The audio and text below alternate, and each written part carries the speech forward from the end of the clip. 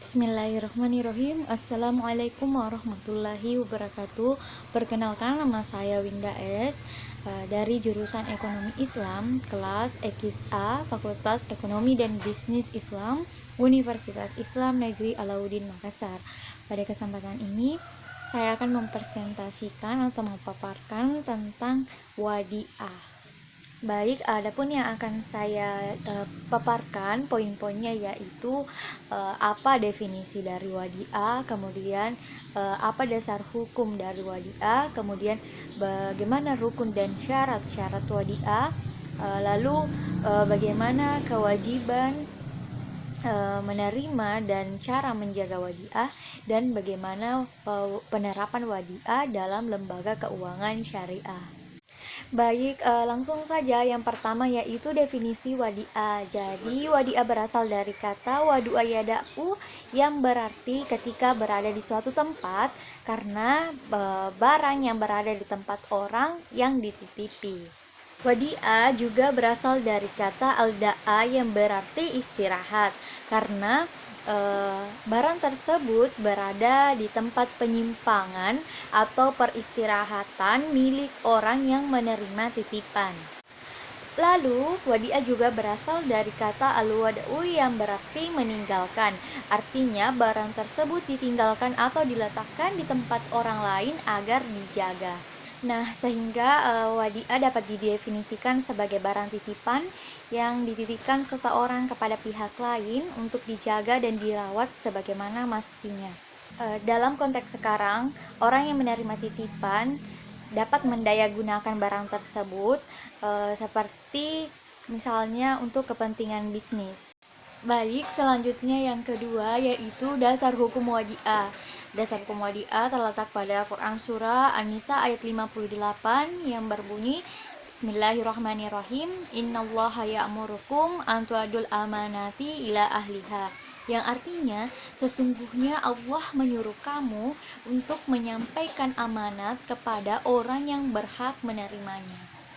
Selanjutnya rukun wadiah. Jadi rukun wadiah diantaranya yaitu penitip, kemudian penerima titipan, harta titipan, dan akad. Adapun syarat wadiah yaitu yang pertama, syarat yang punya barang dan orang yang menyimpan. Jadi pemilik barang dan orang yang menyimpan hendaknya itu sempurna akal pikirannya, kemudian pintar, lalu tidak disyaratkan cukup umur atau balik. Namun sebaiknya terlebih dahulu meminta izin kepada penjaganya untuk mengendalikan al-wadiah. Nah, kemudian pemilik barang dan orang yang menyimpan itu tidak hanya tunduk pada perorangan saja, tapi juga boleh dari sebuah korporasi seperti yayasan, perusahaan, bank, dan lain-lain. Sedangkan syarat-syarat barangnya itu, barang yang disimpan hendaklah boleh dikendalikan oleh orang yang menyimpan. Kemudian barang yang disimpan harus tahan lama. Jika tidak bisa bertahan lama, maka bisa dijual. Sebelumnya harus mendapatkan izin dulu dari pengadilan. Kemudian hasil penjualan tersebut disimpan, kemudian sampai penyerahan balik kepada yang punya. Menurut Imam Syafi'i, yang berkewajiban menjaga barang wadiah itu hanya penerima titipan. Kemudian Imam Al-Nawawi juga menjelaskan bahwa orang yang menerima titipan itu wajib menjaganya. Maka diharamkan untuk menerima titipan bagi orang yang tidak mampu menjaga titipan tersebut. Tanggung jawab wadiah itu adalah amanah, dijaga dengan cara yang pertama yaitu barang wadiah diasingkan atau dipisahkan dari barang-barang milik orang lain, kemudian tidak digunakan dan juga tidak dikenakan upah bagi penjaganya. Apabila barang wadiah yang dijaga itu rusak, hilang, atau musnah, kemudian bukan kelalaian dari orang yang menjaganya, maka itu tidak berhak untuk menggantinya. Sebaliknya, jika itu karena kelalaiannya, maka ia harus mengganti barang wadiah tersebut. Apabila pemilik barang wadiah itu hilang atau tidak diketahui keberadaannya, maka barang wadiah itu tetap diteruskan atau disimpan sampai si pemilik diketahui keberadaannya. Namun jika dinyatakan meninggal, maka barang wadiah tersebut diserahkan kepada si pewarisnya. Nah, selanjutnya, dalam lembaga keuangan syariah, wadiah yang dipraktekkan itu ada dua macam, yaitu wadiah amanah dan wadiah damanah atau wadiah jaminan. Biasanya dalam lembaga keuangan syariah itu dikenakan yang namanya biaya administrasi dalam pendaftaran barang titipan. Kemudian ada juga biaya penjagaan dan pemeliharaan yang khusus untuk barang-barang yang berharga seperti barang-barang yang bernilai cukup tinggi dan juga dokumen-dokumen penting. Selanjutnya, dalam praktik perbankan syariah ada dua bentuk wadiah, yaitu rekening sementara dan rekening simpanan. Bank syariah tidak mempunyai banyak peluang menggunakan uang dalam rekening sementara, karena pemegang rekening boleh ditarik kapan saja dengan menggunakan cek. Kemudian terdapat upah simpanan dalam rekening sementara. Selanjutnya, ada dua jenis pendanaan dengan prinsip wadiah. Yang pertama yaitu giro wadiah dan yang kedua yaitu tabungan wadiah.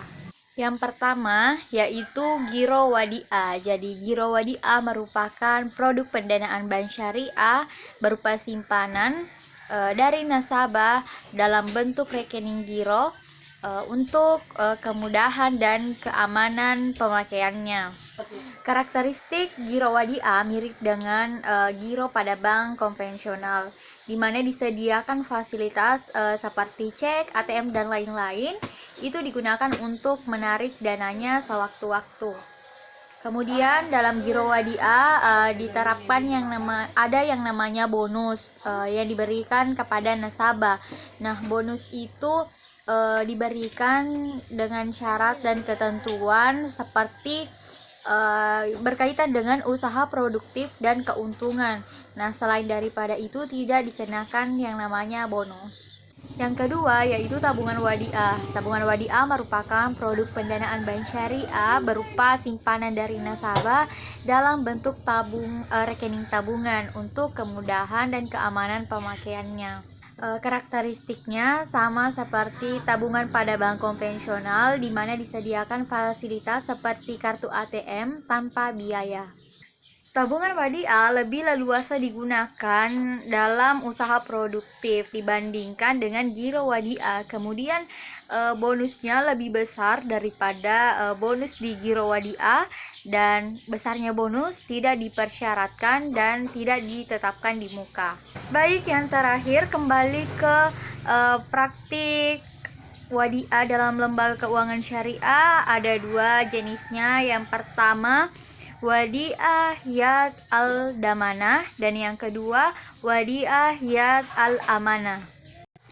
Nah, jadi wadiah yad al-damanah itu dananya digunakan untuk usaha produktif, sedangkan wadiah yad al-amanah itu murni untuk penitipan saja. Jadi dalam wadiah yad al-damanah itu ada nasabah, kemudian LKS atau lembaga keuangan syariah, kemudian ada pelaku usaha. Nah, nasabah memberikan dananya untuk dititipkan kepada LKS. Nah, di situ terjadi akad wadiah. Lalu LKS memberikan dana tersebut kepada pihak ketiga untuk dikelola, untuk dijadikan usaha. Dana tersebut itu dimanfaatkan sedemikian rupa dalam usahanya. Kemudian terjadi ada perjanjian antara LKS dan juga pelaku usaha, di mana ada bagi hasil antara keduanya. Kemudian setelah itu LKS akan memberikan bonus kepada si nasabah. Lalu uang tersebut atau dana tersebut akan dikembalikan kepada nasabah dengan jumlah yang sama seperti pada saat dititipkan.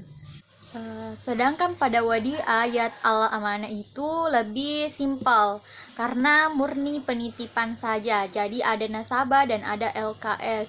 Jadi nasabah menitipkan barangnya kepada lembaga keuangan syariah, kemudian di situ terjadi akad wadiah, kemudian nasabah memberikan uang administrasi dan juga biaya penjagaan dan perawatan barang tersebut.